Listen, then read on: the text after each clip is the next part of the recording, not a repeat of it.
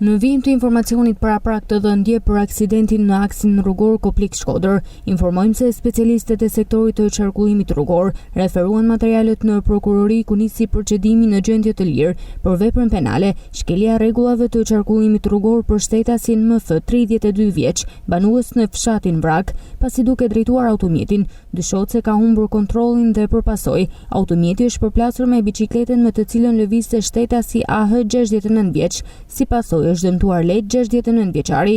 Gjithashtu, specialistët e sektorit të qarkullimit rrugor arrestuan shtetasin Da 46 vjeç, pasi u kap duke drejtuar automjetin në gjendje të tehur. Oficerët e policisë gjyqësore arrestuan shtetasin GQ 34 vjeç, banues në Shkodër, pasi nuk i është bindur urdhërit të punonjësit të policisë rrugore dhe e ka goditur atë me grosht për shkak të detyrës. Materialet procedurale ju referuan prokurorisë pranë gjykatës së shkallës së parë të jurisdiksionit të përgjithshëm Shkodër për veprimet të mëtejshme.